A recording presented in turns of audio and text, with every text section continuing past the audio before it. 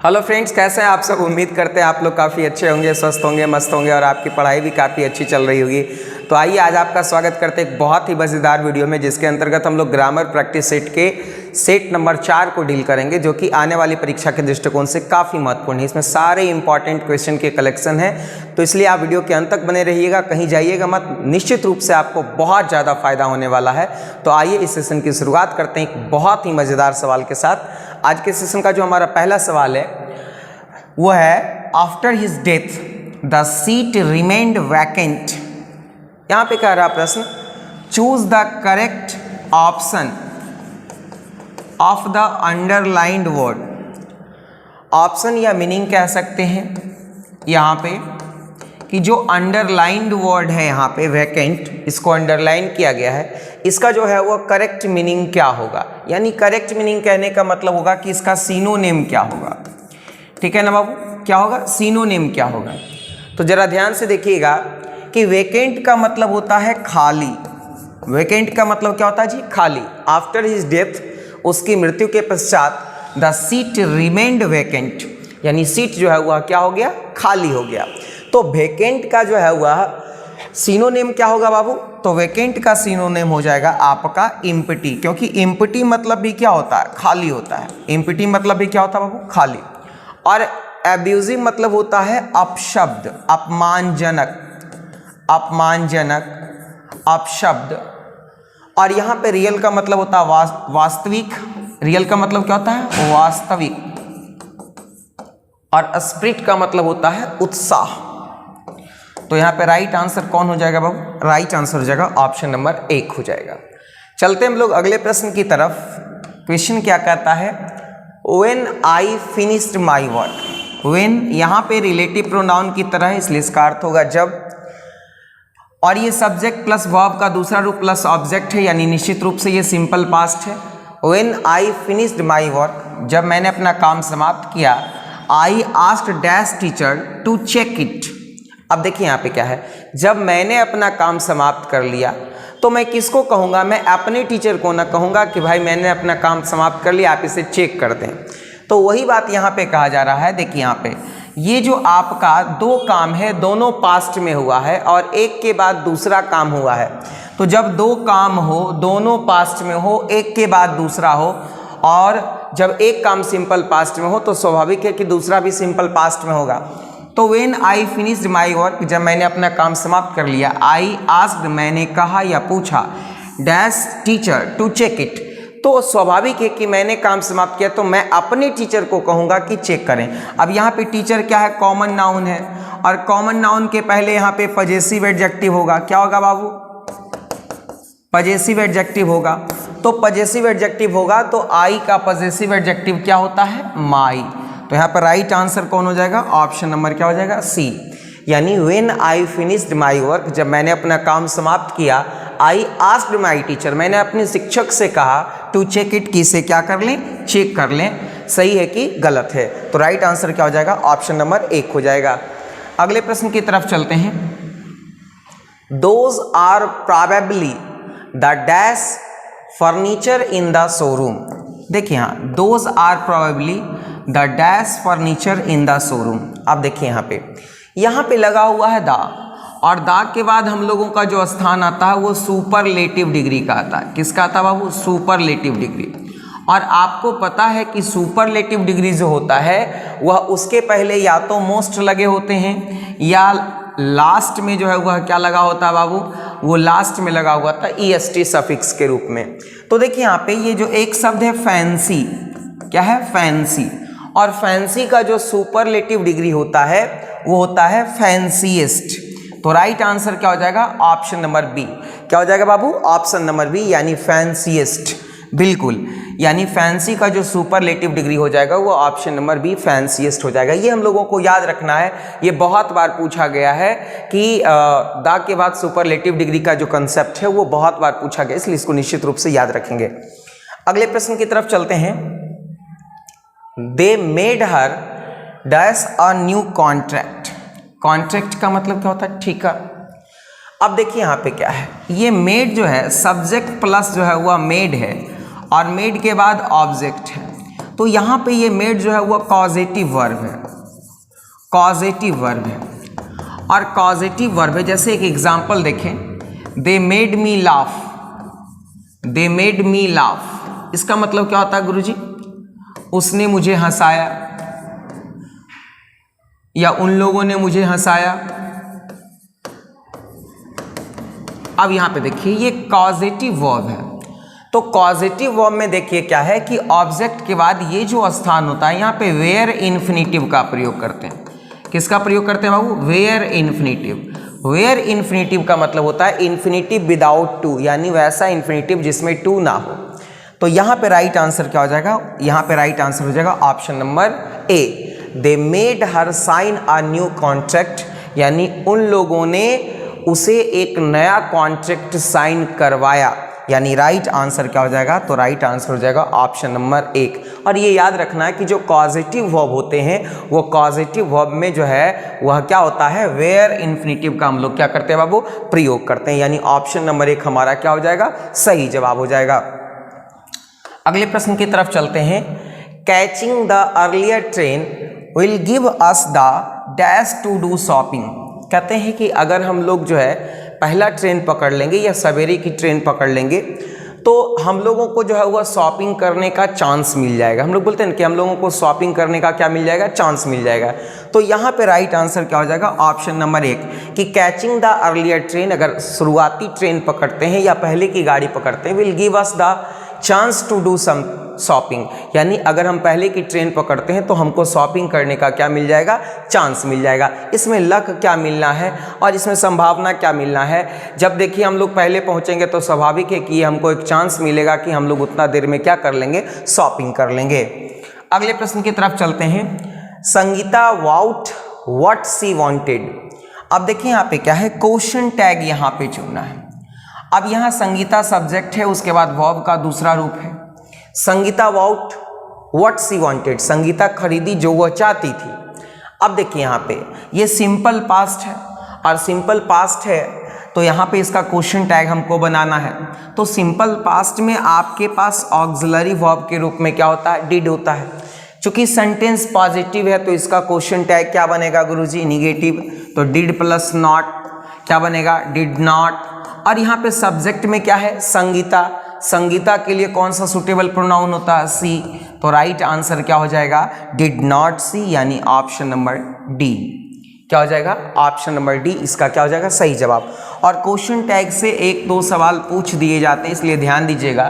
Question tag को बनाने में 2 चीज़ का ध्यान रखना पड़ता है। पहला तो सब्जेक्ट क्या है और दूसरा नेचर ऑफ सेंटेंस क्या है। अगर आप ये दोनों पकड़ लेते हैं तो कभी भी आपको कोई समस्या हो ही नहीं सकती है, ठीक है ना। चलते हम लोग अगले प्रश्न की तरफ। हमारा अगला क्वेश्चन क्या कहता है? Give 1 word substitution for. आपको 1 वर्ड सब्स्टिट्यूशन देना है, यानी अनेक शब्द के बदले एक शब्द, अनेक शब्द के बदले एक शब्द। तो अनेक शब्द के बदले एक शब्द लिखना है। A person who presents a radio television program. आप देखते होंगे रेडियो टेलीविज़न प्रोग्राम पे बहुत लोग बैठ करके न्यूज़ जो है वह कास्ट करते रहते हैं या कोई प्रोग्राम कास्ट करते रहते हैं, तो उनको क्या बोलते हैं? तो जो रेडियो या टेलीविज़न पर बैठ करके जो प्रोग्राम कास्ट करते हैं, न्यूज़ कास्ट करते हैं, उनको हम लोग एंकर बोलते हैं। क्या बोलते हैं बाबू? एंकर बोलते हैं। और वो जो काम करना होता है उसको बोलते हैं एंकरिंग करना। क्या करना बाबू? एंकरिंग करना। तो राइट आंसर हो जाएगा एंकर। अब एस्ट्रोनॉट्स का मतलब क्या होता है? तो एस्ट्रोनॉट्स का मतलब होता है अंतरिक्ष यात्री। एस्ट्रोनॉट का मतलब क्या होता है? अंतरिक्ष यात्री। और एंथ्रोपोलॉजिस्ट का मतलब होता है मानव विज्ञान प्रेमी, मानव विज्ञान प्रेमी। और आर्कर का मतलब क्या होता है? धनुर्धर। क्या होता है बाबू? धनुर्धर, जो धनुष से बहुत ज़्यादा खेलता हो, जो धनुष बाण चलाने में दक्ष हो। जैसे हम लोग कह सकते हैं कि अर्जुन जो है वह बहुत बड़े धनुर्धर थे, तो उनके लिए हम लोग इस शब्द का इस्तेमाल कर सकते हैं। तो यहाँ पे राइट आंसर हमारा क्या हो जाएगा? तो राइट आंसर हो जाएगा हमारा ऑप्शन नंबर सी हो जाएगा। अगले प्रश्न की तरफ चलते हैं। क्वेश्चन है हिज ऑनेस्टी एंड फेथफुलनेस। देखिए यहाँ पे ऑनेस्टी एंड फेथफुलनेस, ये 2 सब्जेक्ट हैं जो एंड से जुड़ा है और इसके पहले हिज आया है। तो स्वाभाविक है कि उसकी ईमानदारी और वफादारी। अब देखिए यहाँ पे ये दोनों किसी ईमानदारी और वफादारी दोनों किसी एक व्यक्ति का है, इसलिए स्वाभाविक है ये क्या हो जाएगा, सिंगुलर हो जाएगा। जब दो सब्जेक्ट एंड से जुड़ करके आए और दोनों किसी एक के लिए आए तो वहाँ पर जो है वह क्या होगा, या दोनों किसी एक ही विचार को प्रकट करे तो वहाँ पर उसको हम लोग सिंगुलर समझेंगे। तो देखिए his honesty and faithfulness is unquestionable.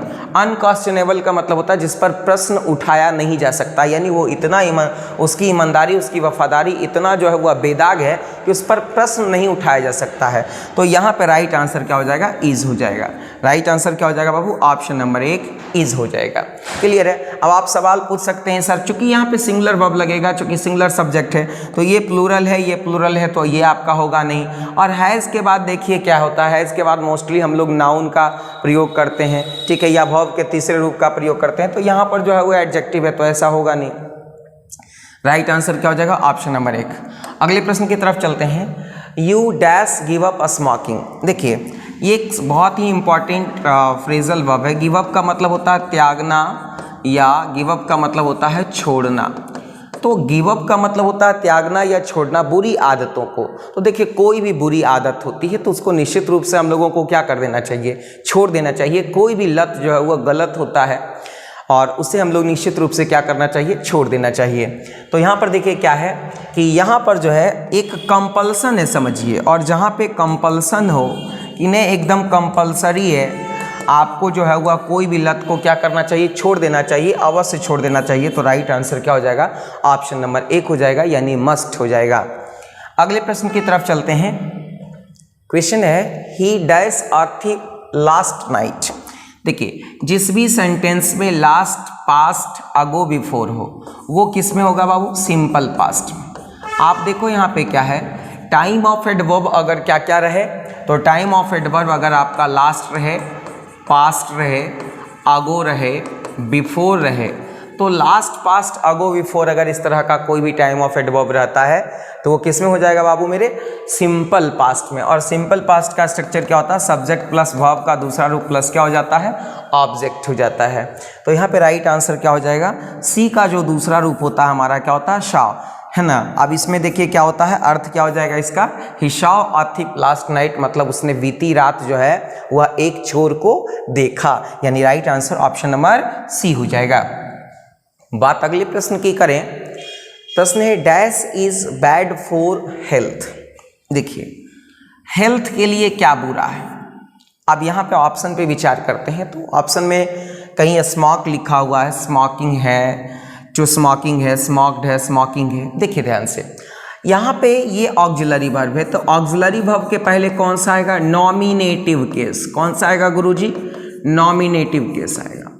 और नॉमिनेटिव केस में मोस्टली हम लोग क्या करते हैं कि या तो जिरंड का प्रयोग करते हैं या फिर इन्फिनेटिव विद टू का प्रयोग करते हैं, infinitive with two.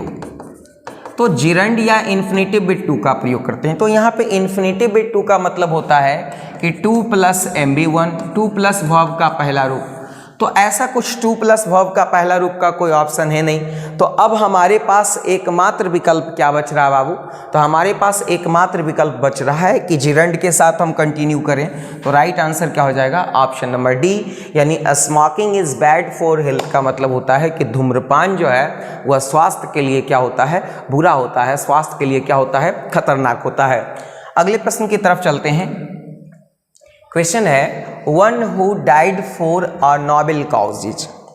Nobel cause का मतलब होता है आदर्श कारणों के लिए। देखिए कोई अच्छे कारणों के लिए, आदर्श कारणों के लिए, श्रेष्ठ कारणों के लिए जो है अगर वो मर जाता है तो उसको हम लोग क्या कहते हैं बाबू, तो स्वाभाविक बात है कि जो अच्छे कामों के लिए मरता है। अब जैसे कोई देश की रक्षा करते करते मर गया, कोई अपने कर्तव्य की रक्षा करते करते मर गया, तो जो अपने कर्तव्य की रक्षा करते करते मर जाता है, देश की रक्षा करते करते मर जाता है, अच्छे कार्य करते करते मर जाता है, तो उसको हम लोग बोलते हैं क्या, मर्टर। मर्टर का मतलब क्या होता है बाबू, शहीद। मर्टर का मतलब क्या होता है, शहीद। और पैट्रियोट का मतलब होता है देशभक्त, यानी जो देश की भक्ति करता है उसको हम लोग क्या कहते हैं, देशभक्त कहते हैं। रॉबर का मतलब पता है। और देखिए यहाँ पे क्या है, मर्सिनरी का मतलब होता है भाड़े का सैनिक। भाड़े का सैनिक, यानी जो सैनिक भाड़े का हो उसको हम लोग बोलते हैं क्या बाबू, तो उसको हम लोग बोलते हैं मर्सिनरी, यानी भाड़े का सैनिक। तो राइट आंसर क्या हो जाएगा, ऑप्शन नंबर 1, यानी जो नोबेल कॉजेज यानी आदर्श कारणों के लिए मरता है उसको हम लोग मर्टर या शहीद बोलते हैं। आगे चलते हैं, is there dash money in your pocket. सबसे पहले देखिए यहाँ पे मनी जो है वो अनकाउंटेबल नाउन है, ये तो दिमाग में आपको रखना है। और अनकाउंटेबल नाउन है तो इसके पहले तो मेनी लगेगा नहीं, क्योंकि मेनी के बाद हम लोग जो है वह प्लूरल काउंटेबल नाउन का प्रयोग करते हैं। तो पहला ऑप्शन तो ये गलत हो गया। दूसरा ऑप्शन देखिए क्या है कि दूसरा ऑप्शन है आपका मच और मोर। तो मच का कॉम्परेटिव डिग्री क्या होगा, मोर। मेनी का कॉम्परेटिव डिग्री होगा मोर। अब यहाँ पे मच हो सकता है कि नहीं हो सकता है, वो सेंटेंस पे निर्भर करेगा। इज देयर प्रश्न पूछा जा रहा है, यस नो क्वेश्चन है, क्वेश्चन ऑफ कंफर्मेशन है कि is there dash money in your pocket. तो हम लोग किसी को पूछते हैं कि क्या तुम्हारे पॉकेट में पैसा है, तो क्या तुम्हारे पॉकेट में पैसा, ऐसा थोड़ी ना हम किसी से पूछते हैं क्या तुम्हारे पॉकेट में बहुत पैसा है, नहीं पूछते हैं ना। तो इस तरह का, या क्या तुम्हारे पॉकेट में और अधिक पैसा है, तो यहाँ पे ऐसा नहीं पूछते। इसलिए मोर और मच का प्रयोग यहाँ पे अनइथिकल होगा। यहाँ पे राइट आंसर हो जाएगा क्या, एनी।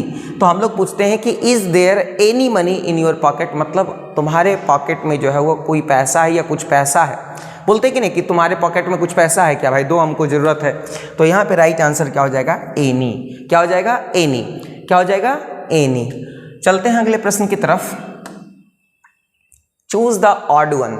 इस तरह का प्रश्न देखिए बाबू आजकल एग्जाम में पूछे जा रहे हैं। ऑड चुनना है, जो सबसे अलग हो, जो सबसे विषम हो। इन चारों ऑप्शंस में तीन किसी न किसी प्रकार से समान हैं, चौथा थोड़े अलग होते हैं। उन ऑड वन को उनको चुनना है जो बाकी तीनों ऑप्शन से क्या होते हैं, अलग होते हैं। तो थोड़ा सा आप एकदम बहुत आसान सवाल होते हैं और आजकल एक दो सवाल ऐसा पूछे जा रहे हैं। तो देखिए यहाँ पे क्या, थोड़ा सा आप केयरफुली रहिएगा तो आपको कहीं भी दिक्कत नहीं होगा। फॉक्स मतलब आपको पता है कि फॉक्स मतलब क्या होता है, लोमड़ी, और ये चौपाया जानवर होता है। लियोपार्ड मतलब तेंदुआ होता है। लायन मतलब शेर होता है। और ये सभी जो है वह जंगली जानवर भी हैं।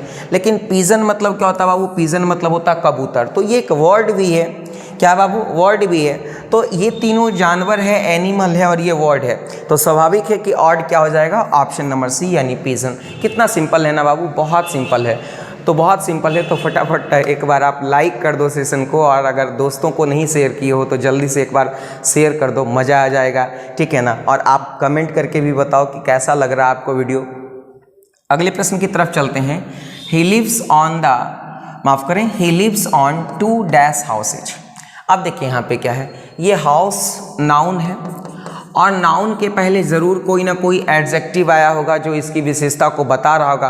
तो हम लोग बोलते हैं ना कि देखिए सब्जेक्ट है प्लस मेन वर्ब का 5वां रूप है प्लस ऑब्जेक्ट है। तो स्वाभाविक है ये सिंपल प्रेजेंट टेंस का वाक्य है।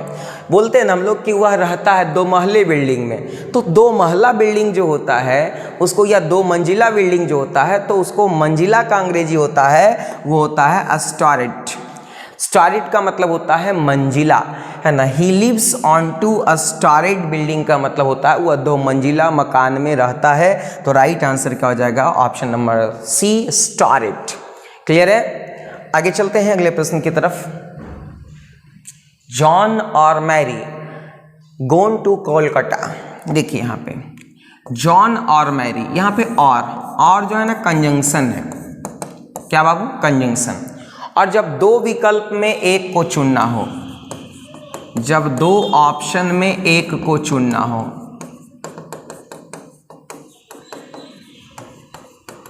जब 2 ऑप्शन में एक को चुनना हो तो वहाँ पर जो हम लोग और का प्रयोग करते हैं।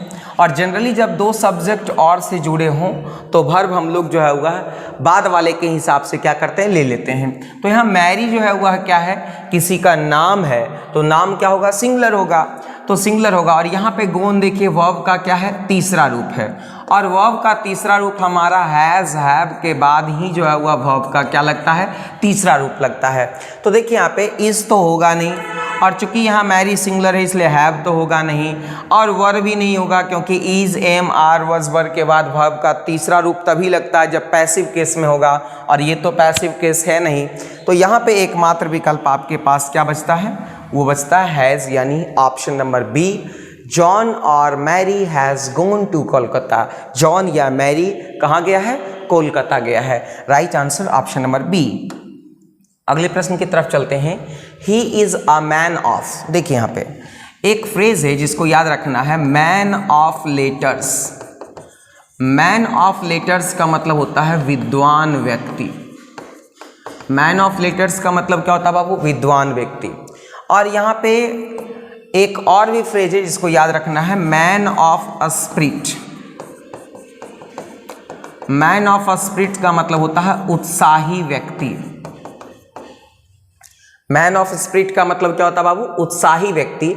और मैन ऑफ लेटर्स का मतलब क्या होता है, विद्वान व्यक्ति।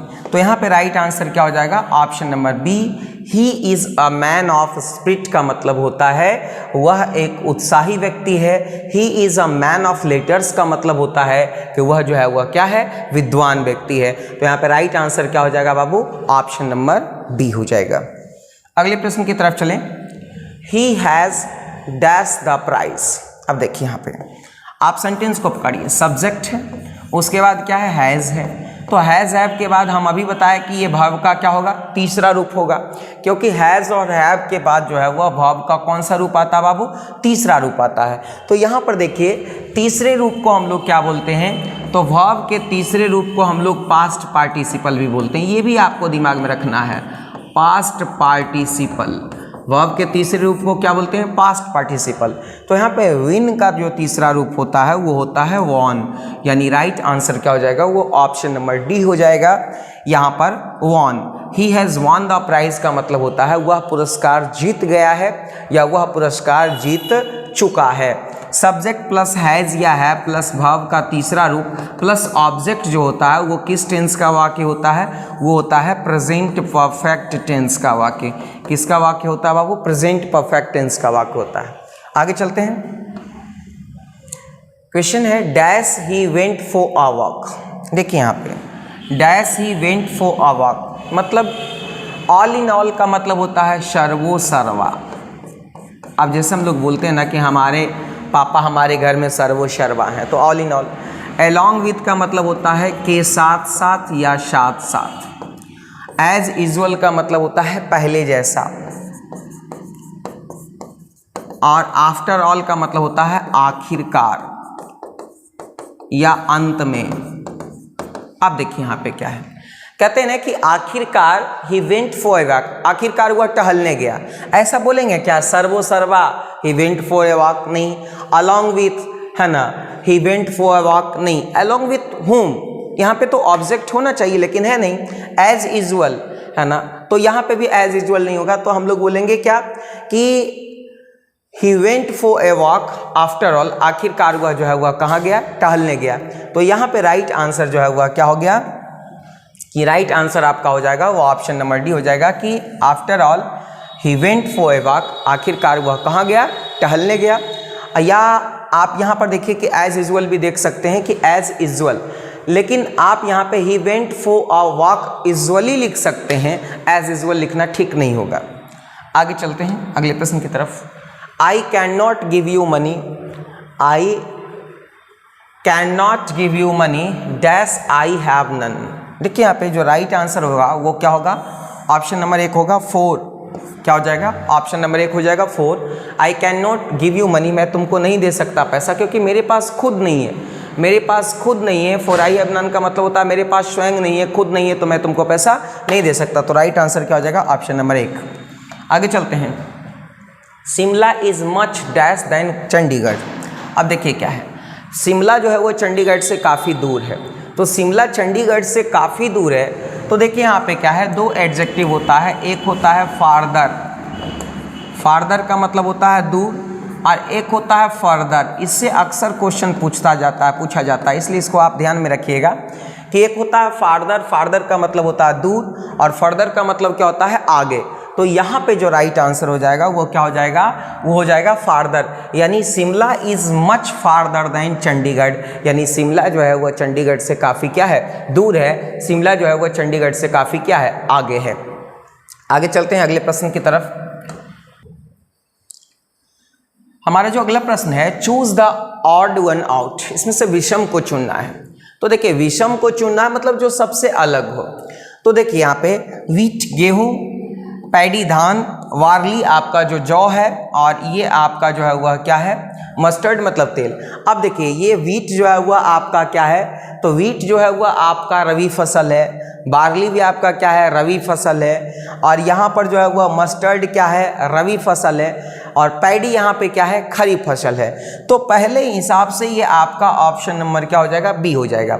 और अगर दूसरा एंगल आप यहाँ पे इख्तियार करें तो दूसरा एंगल वीट जो है वह कार्बोहाइड्रेट का मुख्य स्रोत है, वार्ली भी मुख्य स्रोत है, पैडी भी जो है वह कार्बोहाइड्रेट का, तो उसके हिसाब से यहाँ पे मस्टर्ड भी आपका क्या हो सकता है, राइट आंसर हो सकता है, क्योंकि ये तिलहन फसल है। तो इसके हिसाब से मस्टर्ड भी आपका सही हो सकता है। तो दो एंगल इसमें है, तो हम लोग पहले एंगल के साथ चले, right answer option number B हो जाएगा। अगले प्रश्न की तरफ चलें। Christopher Columbus set out to discover new. अब क्रिस्टोफर कोलंबस जो है वह सेट आउट का मतलब होता है प्रस्थान किया। सेट आउट का मतलब क्या होता है बाबू, प्रस्थान किया। तो क्रिस्टोफर कोलंबस जो है वह प्रस्थान किए थे क्या खोजने के लिए, तो उनको थोड़े पता था कि देश है क्या है, वो सोचे थे कि चलो कोई नया जमीन खोजते हैं, कोई नई धरती खोजते हैं, क्या इस धरती के अलावे भी कहीं धरती है। तो यहाँ पर राइट आंसर क्या हो जाएगा, राइट आंसर हो जाएगा ऑप्शन नंबर बी यानी land. Christopher Columbus set out to discover new land का मतलब होता है कि क्रिस्टोफर कोलंबस जो है वह नए भूमि को खोजने के लिए क्या किए थे, प्रस्थान किए थे। अगले सवाल की तरफ चलते हैं। क्वेश्चन है a day of rest is, जिस दिन हम लोग रेस्ट करते हैं उस दिन को क्या कहते हैं, बोलते हैं आज रेस्ट का दिन है, मतलब आज क्या है, हॉलीडे है। हॉलीडे का मतलब क्या होता है, छुट्टी का दिन। हॉलीडे का मतलब क्या होता है बाबू, छुट्टी का दिन। और छुट्टी के दिन लोग क्या करते हैं, आराम करते हैं। छुट्टी के दिन क्या करते हैं बाबू, आराम करते हैं, यानी राइट आंसर क्या हो जाएगा, ऑप्शन नंबर 1 हो जाएगा। अगले प्रश्न की तरफ चलते हैं। Give one word substitution for a man whose wife is dead. मतलब यहाँ पे वन वर्ड सब्स्टिट्यूशन आपको चुनना है, और किसके लिए, a man whose wife is dead, एक आदमी जिसकी पत्नी क्या हो गई है, मर गई है। तो एक आदमी जिसकी पत्नी मर गई है उसको हम लोग क्या कहते हैं बाबू, तो उसको कहते हैं विडोर। क्या कहते हैं, विडोर मतलब होता है एक व्यक्ति जिसकी पत्नी क्या हो गई है, मर गई है। और विडो किसको बोलते हैं, a women whose husband is dead, जिसका पति मर गया हो उसको हम लोग विडो बोलते हैं, और जिसकी पत्नी मर गई है उसको क्या बोलते हैं, विडोर बोलते हैं, यानी राइट आंसर क्या हो जाएगा, ऑप्शन नंबर सी हो जाएगा। अगले प्रश्न की तरफ चलते हैं। All coming and going forbidden. देखिए यहाँ पे क्या है, ऑल कमिंग एंड गोइंग, सारा आना जाना, डैश फॉरबिडन, मना है। मतलब सारा आना जाना मतलब आना और जाना दोनों, ये दोनों एक ही अर्थ को, कि आना जाना क्या है, बंद है, मतलब आना जाना पूरी तरीके से क्या है, बंद है। तो यहाँ पे देखिए फॉरबिडन जो है वह वर्ब का कौन सा रूप है बाबू, वर्ब का तीसरा रूप है। तो वर्ब का तीसरा रूप है। और कमिंग एंड गोइंग जो है वह देखिए यहाँ पे आना जाना, ये सब बोल रहे हैं कि सारा आना जाना क्या बंद है। तो यहाँ पे ये अनकाउंटेबल है, और अनकाउंटेबल है। जब ऑल का मतलब जो होता है अनकाउंटेबल के सेंस में हो तो वहाँ पर जो हम लोग सिंगुलर वर्ब लगाते हैं, यहाँ पर राइट आंसर क्या हो जाएगा, ऑप्शन नंबर सी यानी हैज हो जाएगा। अगले प्रश्न की तरफ चलते हैं। We like music very much, हम लोग संगीत को पसंद करते हैं। लाइक के बाद क्या हो जाएगा, ऑब्जेक्टिव केस। तो यहाँ पर जब ऑब्जेक्टिव केस है तो यहाँ पर हम लोग आर्टिकल के प्रयोग से बचते हैं। वी लाइक म्यूजिक, हम लोग क्या करते हैं, संगीत पसंद करते हैं। वेरी मच बहुत अधिक, यहाँ पे क्या हो जाएगा, नो आर्टिकल होगा। आगे चलते हैं। We believe in immortality of the, believe के साथ क्या लगता है बाबू, इन लगता है। बिलीव के साथ क्या लगता है, इन। ये याद रखना आपको कि बिलीव के साथ इन लगता है। और इमॉर्टलिटी का मतलब होता है क्या, अमरता। We believe in immortality of the, और अमर क्या होता है, सोल। सोल मतलब होता है आत्मा, यानी राइट आंसर हो जाएगा ऑप्शन नंबर बी। सोल का मतलब क्या होता है, तो सोल का मतलब होता है आत्मा, और इस सोल का मतलब क्या होता है, तलवा। तो we believe in immortality of the soul, यानी आत्मा अमर होता है, ये जो पैर का तलवा होता है वो अमर थोड़ी ना होता है। तो राइट आंसर क्या हो जाएगा, ऑप्शन नंबर बी हो जाएगा। आगे चलते हैं।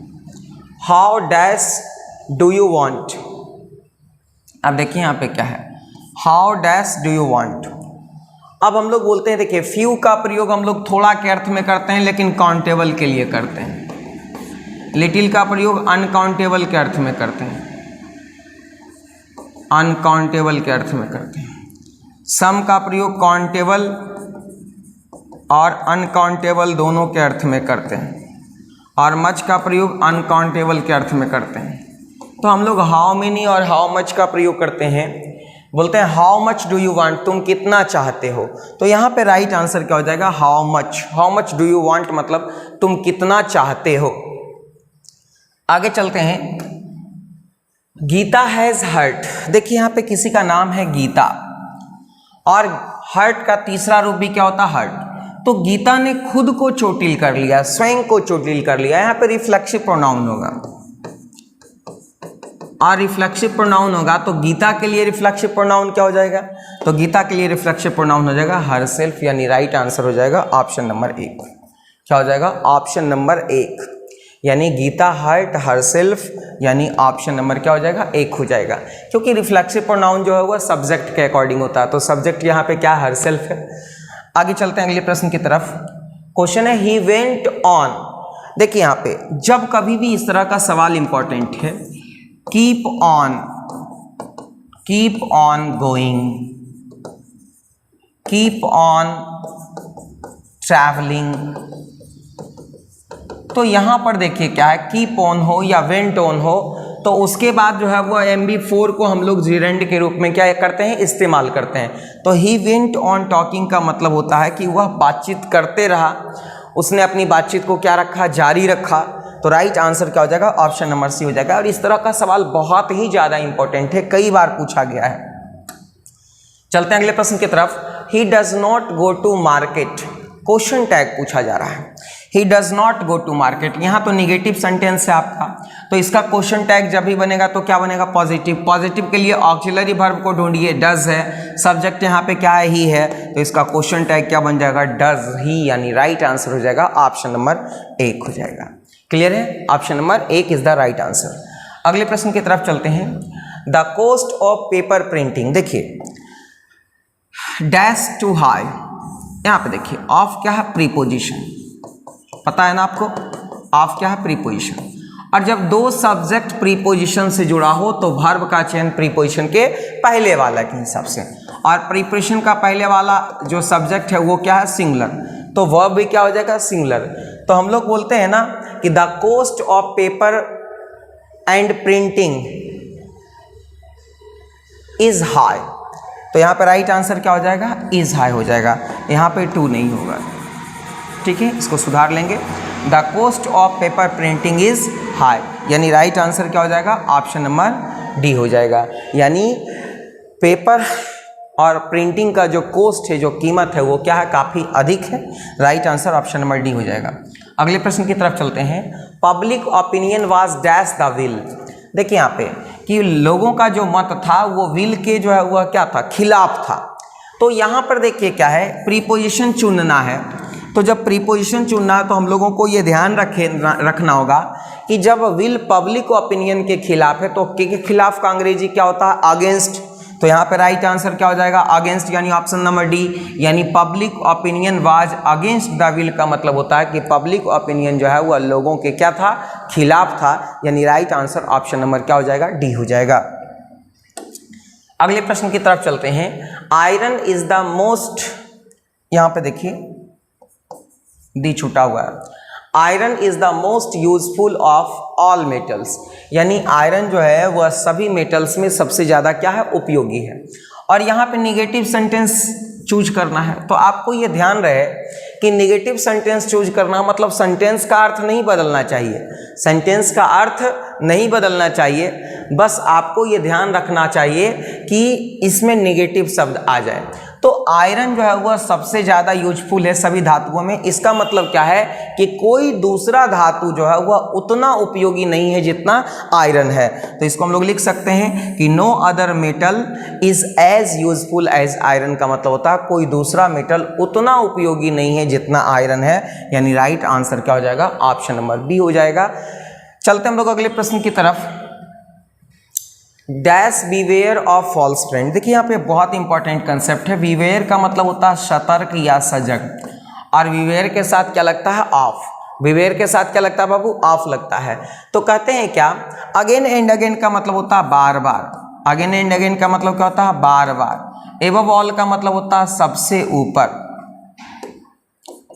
सबसे ऊपर या सर्वोच्च बोल सकते हैं इसको। और ऑल ओवर का मतलब होता है सर्वत्र, और ऑल डे लॉन्ग का मतलब होता है सारा दिन।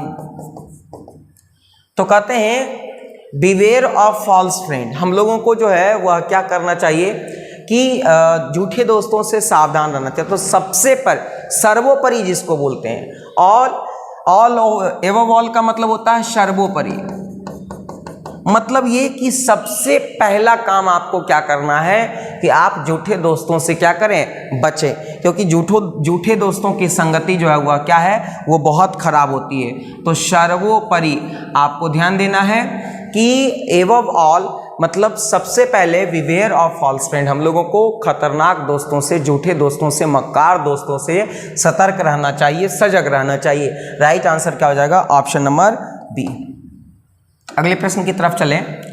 आई banged my dash on the floor. Banged का मतलब होता है रगड़ लेना, चोट पहुंचा लेना, है ना, टक्कर मार देना। तो I banged my dash on the floor. तो हम लोग कभी कभी चलते चलते क्या होता है कि हम लोगों का अंगूठा जो है वह, पैर का अंगूठा जमीन से टकरा गया या जमीन में रगड़ा गया, तो उसको बोलते हैं बैंग्ड। उसको क्या बोलते हैं बाबू, बैंग्ड बोलते हैं। तो आई बैंग्ड माई, तो टो, TOE, टो मतलब होता है पैर का अंगूठा, पैर का अंगूठा, ठीक है ना। तो हम लोगों को जो है वह राइट आंसर क्या हो जाएगा, ऑप्शन नंबर 1, यानी TOE, टो मतलब होता है पैर का अंगूठा। आई बैंग्ड माई टो, मैंने अपना पैर का अंगूठा को रगड़ लिया, चोट पहुंचा लिया, ऑन द फ्लोर, जमीन पर। आगे चलते हैं। The bus came to an abrupt halt. Abrupt का मतलब होता है अचानक, अचानक। हॉल्ट का मतलब होता है ठहराव। देखिए अब बस जा रही थी तेज गति से, कोई ऐसा वस्तु दिख गया ड्राइवर को, अचानक उसने ब्रेक मारा, तो उसको बोलते हैं एब्रप्ट हॉल्ट। अचानक गाड़ी रुकी तो उसको एब्रप्ट हॉल्ट बोलते हैं। तो कहता है choose the correct meaning of the underline word. जो अंडरलाइन शब्द है उसका जो है वह करेक्ट मीनिंग चुनना है। तो एब्रप्ट का मतलब होता है अचानक, एकाएक। तो एब्रप्ट का जो है वह सिनोनिम क्या हो जाएगा, सडन। सडन का मतलब भी क्या होता है, अचानक या एकाएक, है ना। और अनहरीड का मतलब होता है आराम से, कोई जल्दीबाजी में नहीं। स्लो का मतलब धीमा होता है। फ्रेंडली का मतलब दोस्ताना होता है। तो यहाँ पर राइट आंसर क्या हो जाएगा, सडन, यानी अब्रप्ट का सिनोनिम क्या हो जाएगा बाबू, सडन हो जाएगा, यानी राइट आंसर ऑप्शन नंबर 1 हो जाएगा। अगले प्रश्न की तरफ चलें। Give this chocolate to the crying baby. यह चॉकलेट जो है वह रोते हुए बच्चे को दे दो। देखिए यहाँ पे बेबी क्या है, कॉमन नाउन है। और जब कभी भी एडजेक्टिव आता है, क्योंकि इस प्रश्न में कहा जा रहा है कि एडजेक्टिव चुनिए, सेंटेंस में कौन एडजेक्टिव है, तो एडजेक्टिव जो है ना बाबू वो नाउन के पहले आकर के, प्रोनाउन के पहले आकर के उसकी विशेषता को बताता है। तो यहाँ बेबी क्या है, प्रोनाउन, माफ करें नाउन है। तो इसके पहले क्या आया, क्राइंग। क्राइंग मतलब होता है रोते हुए बच्चा। कैसा बच्चा, बच्चा की विशेषता कौन बता रहा है, रोते हुए, दैट मीन्स क्राइंग। तो यहाँ पर राइट आंसर क्या हो जाएगा, ऑप्शन नंबर 1, यानी क्राइंग। यानी give this chocolate to the crying baby, मतलब रोते हुए बच्चे को दो। कैसे बच्चे को दो, रोते हुए। तो क्राइंग इसकी क्या कर रहा है, विशेषता को बता रहा है। राइट, सी क्या हो जाएगा, ऑप्शन नंबर सी हो जाएगा। अगले प्रश्न की तरफ चलते हैं। We won't late. देखिए यहाँ पे देखिएगा, we won't late, will plus not को हम लोग क्या कहते हैं बाबू, वॉन्ट कहते हैं। ये ध्यान रखना, ये बहुत काम का चीज है। विल प्लस नोट को क्या कहते हैं, वॉन्ट। We won't late. अब इसका क्वेश्चन टैग बनाना है, तो सेंटेंस निगेटिव है तो क्वेश्चन टैग क्या होगा, पॉजिटिव। तो यहाँ पे ऑक्सिलरी वर्ब क्या होगा, विल, और विल के साथ जो है वह सब्जेक्ट के रूप में क्या लग जाएगा, वी। तो राइट आंसर क्या हो जाएगा, ऑप्शन नंबर वी। क्या हो जाएगा, ऑप्शन नंबर बी, यानी राइट आंसर ऑप्शन नंबर क्या हो जाएगा, बी हो जाएगा। अगले प्रश्न की तरफ चलते हैं। क्वेश्चन है you can dash him even now. अब देखिए यहाँ पे यू कैन डैश, कैन के बाद देखिए ये ऑक्सिलरी वर्ब है, तो ऑक्सिलरी वर्ब के बाद क्या आएगा, मेन वर्ब। और इस चेक का मतलब होता है हुंडी, जो चेक बोलते हैं चेक काट देंगे, यानी बैंक का चेक ये होता है। और इस चेक का मतलब होता है जांच करना। अब देखिए यहाँ पे क्या है, ये दोनों तो आपका जो है वह मिस्टेकन है, तो यहाँ पे राइट आंसर क्या हो जाएगा, तो ये वर्ब है, राइट आंसर हो जाएगा option number B, you can check him even now. अब आप उसे क्या कर सकते हैं, चेक कर सकते हैं, जांच सकते हैं, तो राइट आंसर क्या हो जाएगा, ऑप्शन नंबर बी। इस तरह का सवाल पूछा जाता है अक्सर परीक्षा में, तो आपको ध्यान देना है, ध्यान से इसको समझना है, ध्यान से देखना है। अगले प्रश्न की तरफ चलते हैं। कहता अ person who has characteristics like a women is called. कहते हैं एक ऐसा व्यक्ति, एक ऐसा पुरुष जिसके अंदर महिला का गुण छुपा हो, जिसमें कुछ महिला का भी गुण समाहित हो, उसको क्या कहा जाता है। एक ऐसा पुरुष जिसमें कुछ महिला का गुण समाहित हो, उसको हम लोग क्या कहते हैं। तो यूंज का मतलब होता है हिजरा, ये आपको पता है। और इफेमिनेट का मतलब होता है अर्धनारी। इफेमिनेट का मतलब क्या होता है, अर्धनारी। और फेमिनिस्ट का मतलब होता है नारीवादी। और फ्रेल का मतलब होता है कमजोर व्यक्ति, दुर्बल व्यक्ति, कमजोर या दुर्बल व्यक्ति। अब देखिए यहाँ पे क्या है, a person who has characteristic like a women is called. महिला के जैसा गुण वाला व्यक्ति को हम लोग क्या कहते हैं, अर्धनारी यानी इफेमिनेट कहते हैं। Right answer option number B. Feminist क्या होता है, जो नारी से संबंधित बातें लिखने का काम करता है, नारी का पक्ष रखने का काम करता है, उसको हम लोग फेमिनिस्ट बोलते हैं। बाकी इंच के बारे में पता है। और फ्रेल मतलब कमजोर या दुर्बल व्यक्ति होता है। अगले प्रश्न की तरफ चलते हैं। He saw a snake dash he awoke. देखिए यहाँ पे पहला आपका सिंपल पास्ट एक क्लाउज, दूसरा क्लाउज भी सिंपल पास्ट। अब देखिए यहाँ पे क्या है, आप इस सेंटेंस को पकड़िए, गौर से देखिए। ही सॉ ए स्नेक, उसने सांप को देखा। ही अवॉक मतलब जब जगा, तो एक के बाद दूसरा काम हो रहा है। तो जब पास्ट में एक के बाद दूसरा काम हो और एक के बाद दूसरा काम हो और दोनों के दोनों सिंपल पास्ट में हो, तो उसको जोड़ने के लिए जनरली हम लोग वेन प्रीपोजिशन का वेन कंजंक्शन का क्या करते हैं, प्रयोग करते हैं। किसका प्रयोग करते हैं, वेन कंजंक्शन का। तो राइट आंसर क्या हो जाएगा, ऑप्शन नंबर ए हो जाएगा, यानी वेन। क्या हो जाएगा, वेन। इसका मतलब हो जाएगा he saw a snake when he awoke. He saw a snake when he awoke का मतलब होता है उसने एक सांप को देखा जब वह क्या हुआ, जगा। अगले प्रश्न की तरफ चलते हैं। I wonder if they will change dash plan. अब देखिए यहाँ पे क्या है, मुझे आश्चर्य होगा कि यदि वे लोग अपना प्लान क्या करेंगे, चेंज करेंगे। तो दे, यहाँ पे प्लान नाउन है, नाउन के पहले क्या होगा, पजेसिव एडजेक्टिव। नाउन के पहले क्या होगा जी, पजेसिव एडजेक्टिव। और ये नाउन के पहले जो पजेसिव एडजेक्टिव होगा, तो दे का पजेसिव एडजेक्टिव क्या हो जाएगा, देयर। तो राइट आंसर क्या हो जाएगा बाबू, ऑप्शन नंबर बी, यानी देयर। इस तरह के सवाल अक्सर परीक्षा में पूछ दिए जाते हैं, आपको ध्यान देना है। ये तमाम सवाल काफ़ी इंपॉर्टेंट है।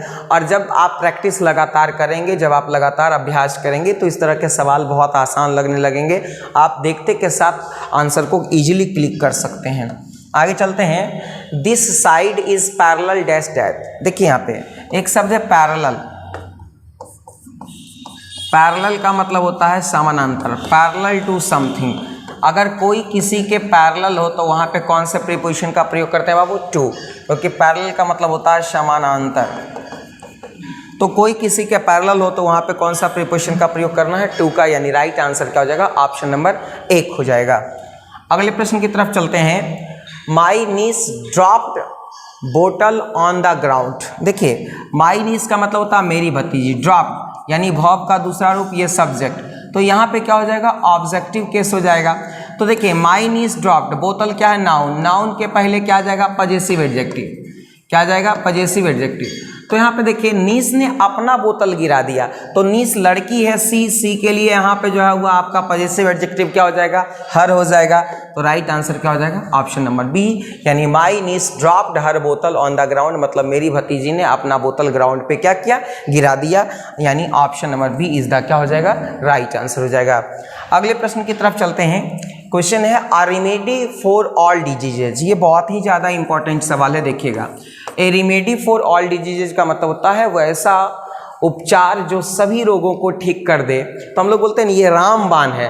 रामबाण है का मतलब क्या, सभी रोगों का उपचार है, सभी रोगों को एक बार में ठीक कर देता है। तो यहाँ पे राइट आंसर क्या हो जाएगा, तो पैनेसिया। पैनेसिया का मतलब होता है रामबाण। ये बहुत ही ज़्यादा इंपॉर्टेंट क्वेश्चन है, याद रखिएगा। नारकोटिक्स का मतलब क्या होता है बाबू, तो नारकोटिक्स का मतलब होता है, नारकोटिक जो है वह एक दर्द निवारक दवा भी होता है जो कि निद्राकारी होता है, जिसमें नींद आता है, नशा आता है। एंटीसेप्टिक क्या होता है कि कटे छीले को हम लोग जो है वह संक्रमण मुक्त रखने के लिए जो है वह एंटीसेप्टिक का प्रयोग करते हैं। तो यहाँ पर right answer option number C. अगले सवाल की तरफ चलते हैं। When something is hilarious. Hilarious का मतलब क्या होता है जी, हिलेरियस का मतलब होता है हास्यास्पद, मतलब हंसने योग्य। अगर कोई चीज हंसने योग्य हो, जिसको देख करके हंसी आए, कौन सी ऐसी चीज होता है जिसको देखकर हंसी आती है, तो फनी चीज होता है। जो भी फनी चीज होता है। और स्कैरी का मतलब होता है डरावना। तो डरावना चीज देख करके कौन हंसेगा जी, कोई हंसेगा क्या, नहीं। तो यहाँ पे राइट आंसर क्या हो जाएगा, फनी। फनी चीज। ग्रेव मतलब होता है दुख, दुख को देख करके भी कोई नहीं हंसेगा, अगर कोई हंसेगा तो पागले होगा, समझिए। तो यहाँ पे राइट आंसर क्या हो जाएगा, ऑप्शन नंबर सी यानी फनी हो जाएगा। आगे चलते हैं अगले प्रश्न की तरफ। He is very dash in calculation, ठीक है ना। He is very dash in calculations. अब वह जो है वह बहुत क्या है, फास्ट है, किसमें, कैलकुलेशन में। तो हम लोग बोलते हैं कि ही इज वेरी क्विक, वह बहुत तेज है, बहुत तेज है। इन कैलकुलेशन मतलब गणना करने में वो बहुत क्या है, तेज है। तो यहाँ पर राइट आंसर क्या हो जाएगा, ऑप्शन नंबर 1 हो जाएगा। अगले प्रश्न की तरफ चलते हैं। The mountain peak was dash away than she had expected. देखिए, the mountain peak was dash away than she had expected, यानी जितना उसने भरोसा किया था उससे ज़्यादा दूर जो है वह माउंटेन का पीक है। तो दूरी में अगर ज़्यादा हो, तो दूरी में ज़्यादा हो तो उसके लिए हम लोग फार्दर का प्रयोग करते हैं, और अगर थोड़ा सा आगे हो तो फर्दर का प्रयोग करते हैं। तो चूंकि दूरी में ये ज़्यादा है तो यहाँ पे हम लोग किसका प्रयोग करेंगे, फार्दर का। यानी राइट आंसर क्या हो जाएगा, ऑप्शन नंबर 1। यानी the mountain peak was farther away, यानी ज़्यादा दूर है, देन सी हैड एक्सपेक्टेड, जितना उसने क्या किया था, भरोसा किया था। तो दोस्तों, उम्मीद करते हैं कि आपको आज का ये सेशन बहुत अच्छा लगा होगा, ये वीडियो बहुत अच्छा लगा होगा। और यदि ये वीडियो आपको अच्छा लगा है तो लाइक और शेयर ज़रूर कीजिए, अपने दोस्तों को ज़रूर बताइए, लिंक को ज़्यादा से ज़्यादा शेयर कीजिए ताकि सभी लोगों को इसका फ़ायदा मिल सके। तो आज के लिए इतना ही, बहुत बहुत धन्यवाद हमारे चैनल से जुड़ने के लिए। Thank you so much.